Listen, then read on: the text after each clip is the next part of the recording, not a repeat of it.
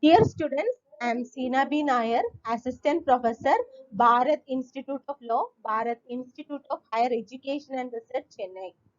Today in this session, I will be discussing principles of natural justice. Principles of natural justice comes under administrative law. In this session, I would be discussing origin of principles of natural justice, meaning of principles of natural justice, then the purpose of principles of natural justice. I will check whether is there any definition for principles of natural justice and the two basic principles of natural justice, and I will be concentrating the first basic principle, that is bias. Okay, so I will be moving to each slide. The first one is meaning of natural justice. Natural justice is an expression of English common law, and it involves a procedural requirement of fairness. It means the judge should deliver justice fairly. The principles of natural justice have great significance in the study of administrative law. As all of us know that administrative law is not a codified law, it depends upon constitution as well as other statutes. So this is the principles of natural justice have a great significance in the study of administrative law.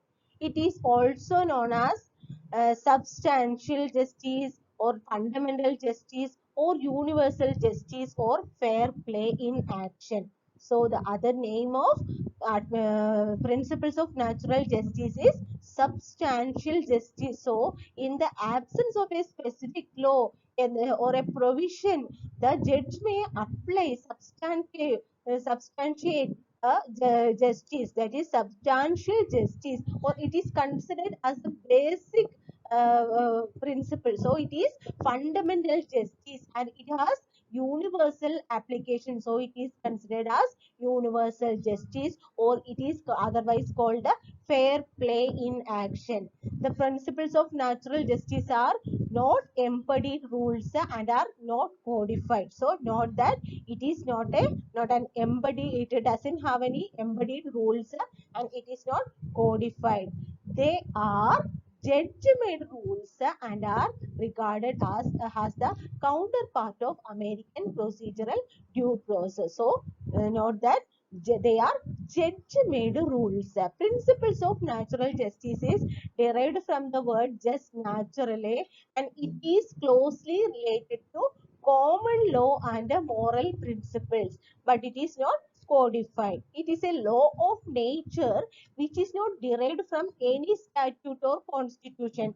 So for each nation they will be having a constitution. It is the law of the land, and we have so much of other laws for criminal offences, for there are civil procedure code, so much of laws we have a common law of the land, that is constitution. But this is not, these principles of natural justice is not depending upon any other laws, or not it is a law of nature and it is not derived from any statute or constitution. Principles of natural justice is adhered by all citizens of civilized state with the supreme importance. So it has supreme importance all over the world. Let us move to next slide,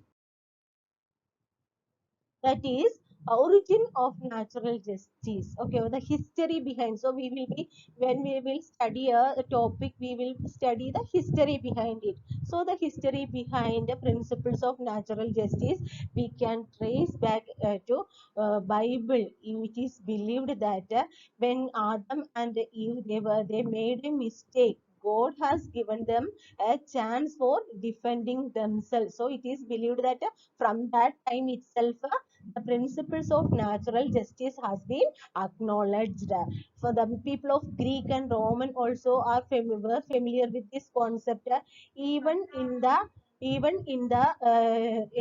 time of Kaudilya, in his book Arthashastra, we can see the principles of natural justice.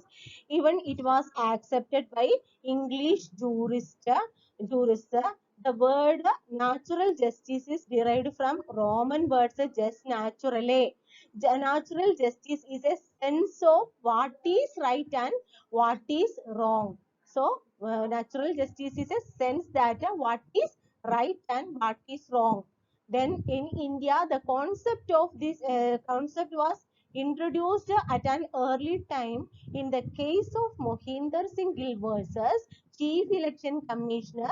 The court held that the concept of fairness should be in every action, whether it is judicial, quasi-judicial, administrative, and or quasi-administrative work. Okay, we'll move to next slide. This is the purpose of principles of natural justice. What is the purpose? The first purpose is to provide equal opportunity of being heard. It means that whenever a dispute comes before a court, the court has to see both the court has to check the both the parties' arguments, and it has to go through the evidence, and it has to deliver justice. So to provide equal opportunity of being heard. So both the parties, whether they may be petitioner or defendant, both the parties should be given an opportunity of being heard. Another one is concept of fairness. So while delivering a justice, a judge should act fairly. The judgment, he should follow the procedure. The judgment should be clear. Okay, injustice should not be done. So the concept of fairness is another purpose of principle of natural justice. And the third one is to fulfill the gaps and loopholes of the law. So we know that we have so much of codified law, and we have three organs of the government, that is executive, legislature, and judiciary. The function of the legislature is to enact law. The function of the executive is to implement those laws, and the function of the judiciary is to solve whenever there dispute arises between them. So the legislature, they may not foresee certain things. So the society may be changing for each year. So they cannot foresee certain things. So whenever they consider certain things, changes happened in the society, so there may be some loopholes, gaps in the existing law. So it may take time for amendment. So in that time, the judge may apply these principles of natural justice to fulfill the gaps and loopholes of the law. Is one of the purpose of principles of natural justice. Another one is to protect the fundamental rights. As we all know that our fundamental rights are guaranteed under the constitution, under part 3 of the constitution. We all are enjoying, as a citizen of India, we all are enjoying fundamental rights. To protect the fundamental rights is one of the purpose of the principles of natural justice, and it is considered as the basic feature of the constitution. And the last purpose of this principle is no miscarriage of justice. So the justice should be delivered fairly. The miscarriage of justice should be avoided. These are the purpose of the principle of natural justice. So to provide equal opportunity of being heard, concept of fairness, to fulfill the gaps and loopholes of the law, to protect the fundamental rights, then it is considered as the basic feature of the constitution. Then no miscarriage of justice. Okay, then we will move to next slide. We will see whether is there any definition for principles of natural justice. So there is no precise and scientific definition of natural justice. It has been developed by judges and scholars or lawyers when they deal with certain situations. However, The principles of natural justice are being acceptable and enforced, even it doesn't have any precise and scientific definition. Different judges, lawyers, and scholars define it in various ways. In Violet versus Barnett, Lord Escher MR, it is an English case, Lord Escher MR, he has defined a natural justice as a natural sense of what is right and what is wrong. Later, in another case, he had defined natural justice as principles of natural justice as fundamental justice. In that case is Hopkins versus Smithwick Local Board of Health. Another judge, Lord Parker, another English judge, Lord Parker, has defined it as a duty to act fairly. Another Indian judge, Justice Bhagavati, has taken it as fair play in action. Article 14 and 21 of the Constitution has strengthened the scope of strengthened the concept of natural justice. We'll move to next slide. So the basis of the application of principles of natural justice. What is the basis of principles of natural justice? There are two basic principles. The principles of natural justice originated from common law in England and are based on two Latin maxims. That is, in simple words, English law recognizes two principles of natural justice, that is nemo judex in causa sua, nemo or nemo debet esse judex in propria causa. It is a Latin term. Its meaning in English is rule against bias, that is no man shall be judge of his own cause. Okay, the first principle is rule against bias, and the second principle is odi ultram partem, or the rule of fair hearing. It means hear the other side. So two basic principles of natural justice. Two basis is the first is rule against bias and the second one is rule of fair hearing. Bias means rule against bias is no man shall be a judge in his own cause. So a person while deciding a case, he should be impartial. He should not have any interest in the case. He should not have any interest in the subject matter comes before him. Odi ultram partem is the rule of fair hearing. So the parties must be given an opportunity to defend themselves. They must be given a chance of fair hearing, that is hear the other side. Okay, this is the basis of the application of the principles of natural justice. Two Latin term nemo judex in causa sua or nemo debet esse judex in propria causa, that is rule against bias, and odi ultram partem, that is rule of fair hearing. Okay, we'll move to next slide. That is, so I'll be discussing the first principle. It is nothing other than nemo judex in causa sua or nemo debet esse judex in propria causa. It is since it is a Latin term, its meaning is rule against a bias. What is mean by bias?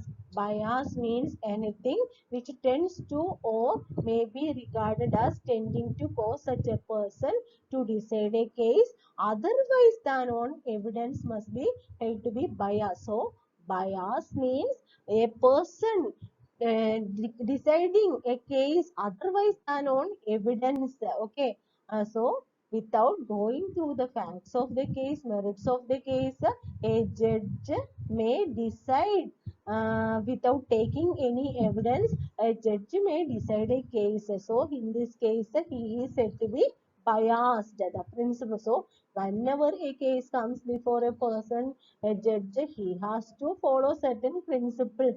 He has to follow certain procedures. So in the absence of taking any evidence, he is said to be biased. This principle is based on the following rules, that is, no man shall be a judge in his own cause, and justice should not only be done but manifestly and undoubtedly been seen to be done. Okay, that is, the above rules make it clear that judiciary must be free from bias and should deliver pure and impartial justice. So judges must act judicially. So if a person act as a judge, he should behave in a judicial manner. He should act judicially. He should make the rules. The judiciary must be free from bias and should deliver pure and impartial justice. And he should act judicially and decide the case without considering anything other than the principles of evidence. So he should follow the principles of evidence. He should act fairly. He should be impartial. He must be free from bias. He should deliver pure justice, impartial justice. So this is the meaning of what is called these two principles. Those two principles are: no man shall be a judge of his own cause.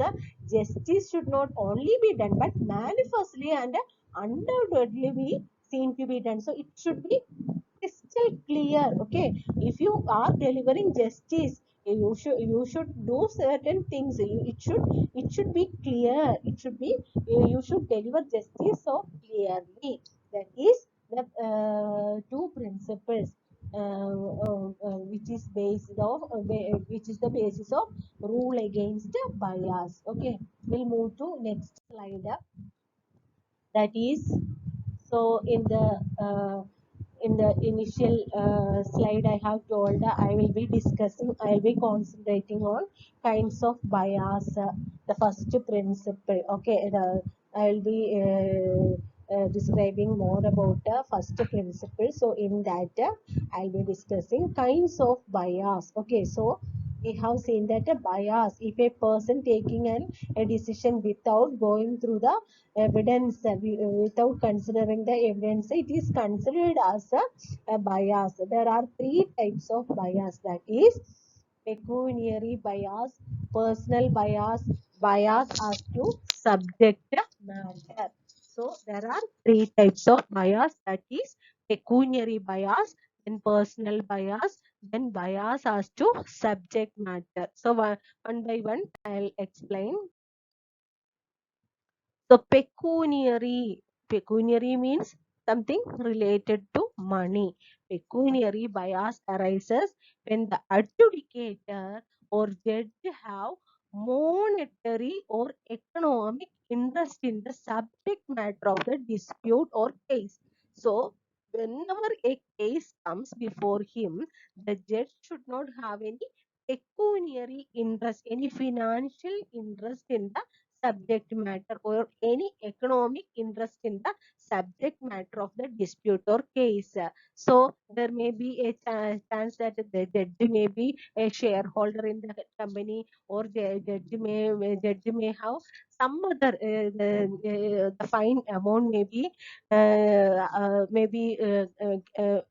that share may be allotted to judges. So there may be a chance. So in other words, pecuniary interest is the subject in the subject matter of litigation disqualifies a person from acting as a judge. So even if he is taking any action, any decision, okay, if he is giving license to a person, if he is uh, permitting a transport permit, he is permitting, or if he is doing, if any person has to take an action, if he has some pecuniary financial interest in that subject matter, he would be disqualified from deciding that matter. If he has taken any decision, it will be held to be invalid. Okay, that is pecuniary bias. So I would be discussing two English cases in this regard. The first case is Dr. Bonham's case. Okay, Dr. Bonham's case. Thomas Bonham versus College of Physicians. Dr. Bonham was fined for practicing in the city of London without license of the College of Physicians. According to the statute, the college is entitled to half of the amount and the remaining half goes to king. So there was a statute which empowered the College of Physicians for for penalizing any person who violates those rules. So Dr. Bonham, he was a practicing doctor. He practiced in the city of London without license of the College of Physicians. So the interesting fact here is that in the statute itself has mentioned that the fine amount, half of the fine amount would go to whom? The University College of Physicians, and half of the amount would go to king, since they had a pecuniary interest. So there may be some authority who are authorized to punish some person for violating its rules. But here, the fine amount, half of the fine amount would be collected by this College of Physicians. So here it is clear that they had a pecuniary interest in the subject matter, financial interest in the subject matter, and the Lord Coke CJ, Chief Justice, he had disallowed the claim fine on the ground that the college had a pecuniary interest. So, the fine against Dr. Benham was dismissed in this case. This is Thomas Bonham versus College of Physicians. Okay, we'll move to next slide, that is Dimes versus Grand Junction Canal. What is Dimes versus Grand Junction Canal? This is a case where it is decided by a judge called Lord Cottenham. Okay, so he was a shareholder in the company Grand Junction Canal. There was a dispute between Dimes, a landowner, and this Grand Junction Canal Company. So when the matter came before Lord Chancellor, Lord Cottenham, he of course undoubtedly he will take in favor of whom? Grand Junction Canal, since he is a shareholder. So it was challenged in the court, and it was decided that since the Lord Cottenham had a pecuniary interest in the subject matter, his decision is invalid. So he will be disqualified from acting as a judge in this case. What is this case? Case between Dimes and Grand Junction Canal, since he was a shareholder of that company. What is called the Grand Junction Canal? Who? Lord Cottenham. Okay. So Indian cases in this regard is J. Mohapatra versus State of Orissa. It's a 1984 case. So there was a committee was formed for selection of textbook for certain educational institutions. So this committee members were authors of certain books which were considered for the selection by this committee. So the person who had to decide has they chose their own textbook for educational institution, since they had a pecuniary interest. Their selection of textbook was held to be invalid. Okay, so that is J. Mohapatra versus State of Orissa. Another one is Vishakhapatnam Cooperative Motor Company Society versus Bengara Raju and others. This is a case that a cooperative society, it has applied for permit, transport permit, and this cooperative society's president was a district collector. Okay, he was the president of the respective regional transport authority. So automatically there is a, we can see that there is a chance of bias. So since he was a he was a president of cooperative society, and he is the person who has to take a decision. He who has to decide whether to give permit, transport permit to the society or not. So it was held that he should not act as a judge. His decision, his decision, that what is decision, granting permit, transport permit to Visakhapatnam Cooperative Society is invalid. This is about the two Indian case laws about the pecuniary bias, that is J. Mohapatra versus State of Orissa and the Visakhapatnam Cooperative Motor Society versus Bangara Raju and the others. Okay. We'll move to next slide, that is second type of bias. So I have told you that bias is it without any evidence. If a person taking any decision, there are three types of bias, that is pecuniary bias, then personal bias, and official bias. What is personal bias is, so there is a chance that if a person acts as a judge, we as a normal person, we have so much of friends, we have so much of relatives, we have so much of enemies. At the same time, we have so much of enemies. So here a judge may be a relative, friend, or business associate of a party, or there are chances where a judge may be an enemy, or he has some rivalry towards another person. Okay, so whenever a dispute comes before him, if the party is his friend or relative or business associate, there is a chance that he will take a decision in favor of them. And if any enemy, if he has any rivalry towards somebody, some person, there is a chance that he won't go to the facts of the case with his grudge. What he will do, he will take a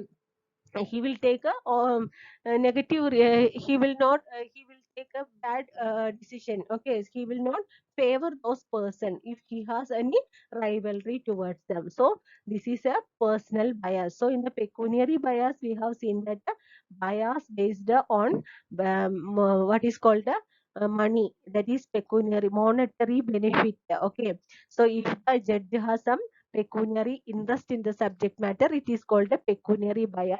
Personal bias means the judge may have some relations, or judge may have some affection towards some person, or judge may be enemy to some person, or he may be related to some person, or business associate, or close friend, or whatever it is. So there may be feelings. Okay, that is maybe we may be friend, the judge may be friend or enemy. Okay, in that case there may be a chance of favorism towards a person whom he like, or unfavorism towards person whom he doesn't like. Okay, this is about the personal bias. Okay, so in this I will be discussing one famous case law, that is AK Kripak versus Union of India. AK Kripak versus Union of India is a landmark judgment. Without this case law, we cannot cover what is administrative law. AK Kripak versus Union of India. Fact of this case is that in 1966, a service called Indian Forest Service was constituted for the selection. Selection for which was to be from forest officers in the state of Jammu and Kashmir. So there was a service called the Indian Forest Service was constituted, and the selection to it, that service was made from officers serving in the forest department of in the state of Jammu and Kashmir. Okay, so a person called Nakish Banda, he was appointed as a chief conservator of the forest. He had been appointed to the said post by overlooking the seniority of three officers, Basu, Baiga and Kaul. They had filed petitions to the higher authorities for the against their supersession to the higher against their supersession, to whom they have filed petition to the higher authorities. So when the selection board for recommending the names of officers for All India Forest Service was formed. Nakish Banda came to be appointed as ex-official chairman. So he was chief conservator of forest when the selection board was constituted for the selection of persons to Indian Forest Service. This Nakish Bandhu was appointed as what is called the he was considered as a he was considered as ex officio chairman. So in this case also these three persons were rejected, they were avoided. Okay. Thereafter the selection board reviewed the cases of officers and not selected earlier, as a result of which a few more officers were selected. So at the time of selection of officers, when his name was called, this person was absent from the board. When other candidate's name was called, he was present in the selection board. So at last, when the selection list was prepared, it was viewed that his name was placed at the top of the list of the selection of officers. So already they have agreed by this appointment as a chief conservator officer. So these three persons, what is called Basu, Baigan, Kaul, they have, along with some other persons, they have approached the Supreme Court. So Supreme Court held that a person acting as a committee member for selection, he himself acting as a candidate, and his name is included in the top of the list of selected officers. So there is a clear picture of bias. Okay. No person can be a judge of his own cause. So the person who has to select certain candidates for this post for Indian Forest Service, the person himself is a candidate for that selection. Okay. In Forest Service, and his name was in the top list of the selected officers. Okay, this is about A.K. Kripak versus Union of India. The last one is official bias. The third type of bias is official bias. So official bias they may arise because the adjudicator may have a general interest in the subject matter in dispute because of his association as a member of otherwise with a private body or with the administration in his official company. So in this official bias, the adjudicator has a general interest in the subject matter in dispute because of his association with the with the administration in his official company. Administrator or adjudicator cannot develop the same kind of neutrality and objectivity towards the issues and the institution being presented before him as is the characteristic of a judge. Okay. So official bias is related to the person may have a general interest in the subject matter. According to Griffith and Street, only rarely will this bias invalidate proceeding. A mere general interest in the general object to be pursued would not disqualify judge from deciding the matter. So it is clear that a pecuniary bias or personal bias we can disqualify a person acting as a judge. So here a mere general interest in the general object would not disqualify a judge from deciding the matter. There must be some direct connection with the litigation. Okay, then next one is also, in many adjudicatory proceedings before bureaucratic authorities, one of the parties is usually the administration itself. So there is a chance that if a person, if there is a dispute between a private party and an officials, the concerned department and the concerned department authority has to decide the dispute.